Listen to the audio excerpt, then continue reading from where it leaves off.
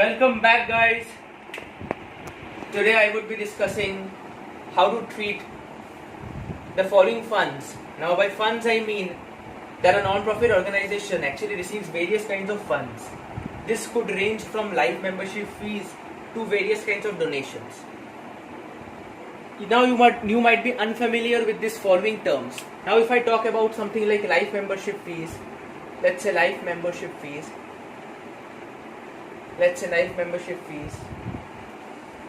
Then let's talk about legacy. Then let's talk about endowment fund. Then let's talk about donations. So these terms are relatively new to you people. But a non-profit organization definitely obtains funds in the form of life membership fees, in the form of legacy, in the form of endowment fund, in the form of donations, and also in the form of entrance fees. So as you could see, entrance fees. So all these are basically receipts. Now these receipts basically create a fund for the non-profit organization. But the question that really arises that once this fund comes, where shall we treat it? What shall be its accounting treatment? Whether it shall be capitalized and shown in the liability side of the balance sheet, or whether it should be treated as an income, whether it should be treated as a revenue receipt. Now the biggest question that comes, that whether to treat the following as a revenue receipt or as a capital receipt.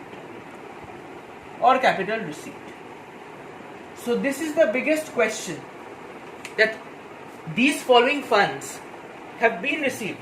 Finance has been obtained by the non-profit organization in the form of this following. But whether to treat it as a revenue receipt, whether to treat it as a capital receipt, what it shall be treated as. This is the biggest question, this is the biggest doubt. So let us look at whether the following shall be treated as a revenue receipt or a capital receipt. Now let me give you an example. Let's say two friends want to join a sports club. They take an auto and they walk and they enter the club. Now the receptionist asks them that please pay me this entrance fees. Please pay me some entrance fees. Now this entrance fees will be paid by both the friends, friend A and friend B. Both of them will pay this entrance fees. This entrance fees is actually called admission fees. Both the members shall pay this entrance fees. Now after paying this entrance fees, they enter into the organization. That is why this is also called the entry fee or the admission fees. Now, after the entrance fees is paid by both the members, A and B, both pay the entrance fees. Both. Now after this, the receptionist asks anybody who wants to take a life membership fees. Now Mr. A says, hey, I want to obtain a life membership fees. I don't want to get into this every monthly basis payment of subscription by taking every monthly package or yearly package or quarterly package. I just don't want to get in this kind of trouble. So Mr. A decided to take life membership fees. By taking life membership fees, he makes one lump sum payment. He makes one lump sum payment and he becomes the lifetime member. He becomes the lifetime member of the non-profit organization. Now once he becomes a lifetime member of the non-profit organization, he makes one lump sum payment. So Mr. A, after giving the entrance fees, chose the life membership fees and chose the lifetime registration as the lifetime membership. Now Mr. B was not really interested into lifetime membership fees. He said, no, I don't want to choose a lifetime membership. I want to go on a yearly basis. So I will always take an yearly basis package. So I will subscribe for the yearly package. Now the moment Mr. B does not choose life membership, he becomes subject to paying regular basis subscription.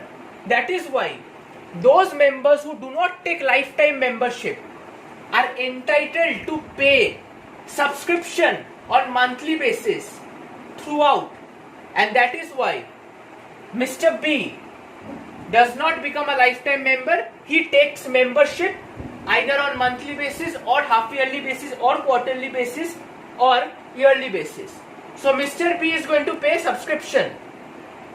Now when Mr. B will pay subscription, this subscription will become the main source of revenue for the non-profit organization, because this subscription will be received every month, every quarter, every year.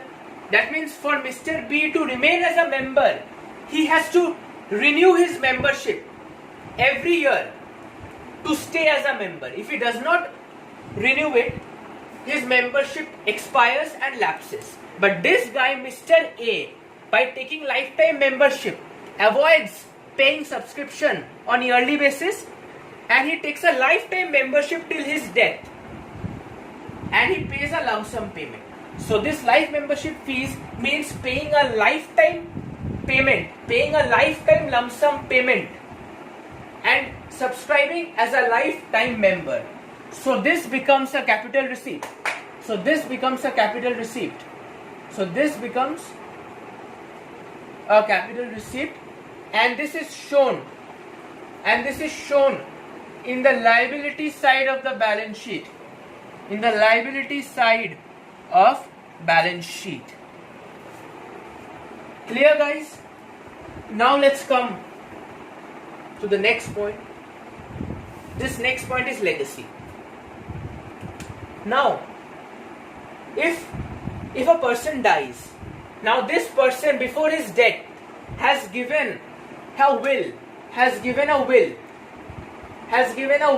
and showed his desire that once I die, let's say 50% of my property must pass to this club or to this non-profit organization. So this legacy basically means will or inheritance. Inheritance or any kind of property that is transferred from the deceased person, from the person who has died. That person will transfer his property, will inheritance to the club, to the organization, to the non-profit organization. So this legacy is called actually the will, inheritance and property that is transferred to non-profit organization.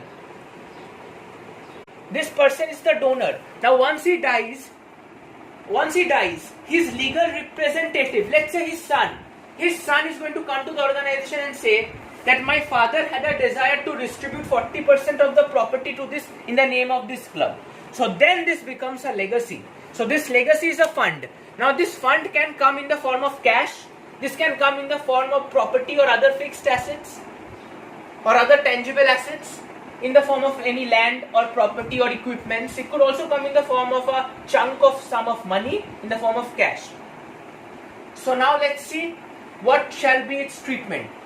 100% this would be shown as a capital receipt. This should be shown as a capital receipt, and this would be shown in the liability side of balance sheet. Since it's a capital receipt, that's why it would definitely be shown as shown on the liability side of balance sheet. So here we go, guys. Now let's come to the next point. Now before coming to these points, let's check out entrance fees. Now these entrance fees, as I had discussed while discussing life membership fees, that this is an admission fees. All members, all interested members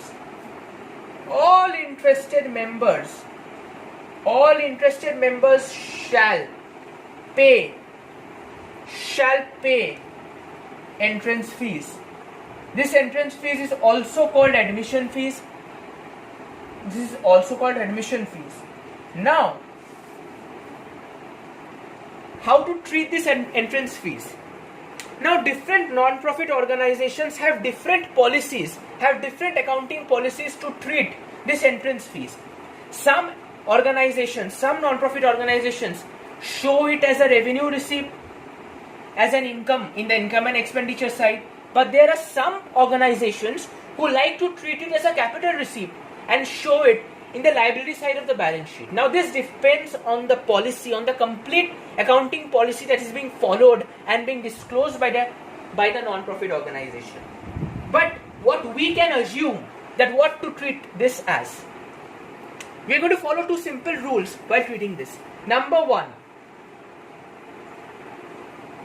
if no information is given,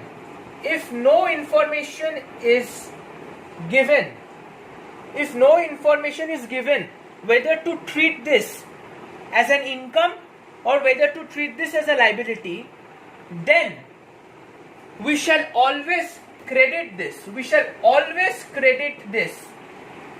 In income and expenditure. In the absence of any given information, we will assume that this entrance fees is an income and this would be a revenue receipt. Hence, credited to income and expenditure account. In the absence of any information, that means when there is no information that is given. And second, if there is information,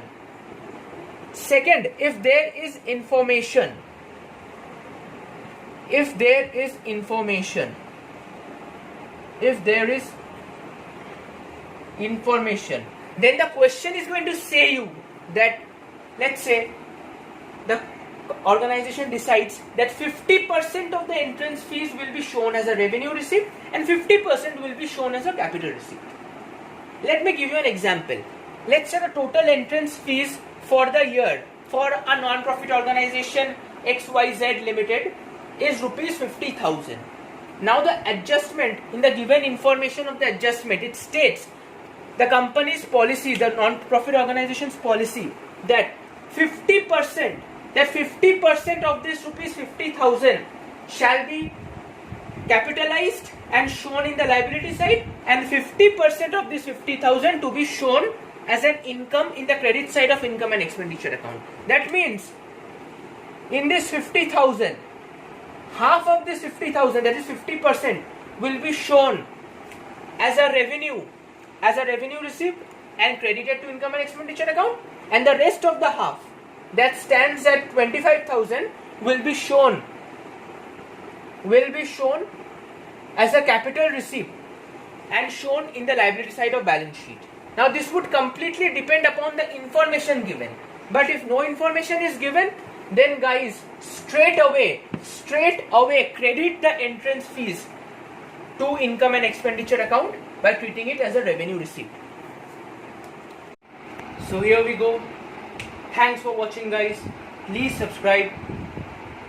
In the next part I would discuss endowment fund and donations. So life membership fees, legacy and entrance fees has been discussed. So please join us. In the next part we will be discussing the following two. Take care, guys.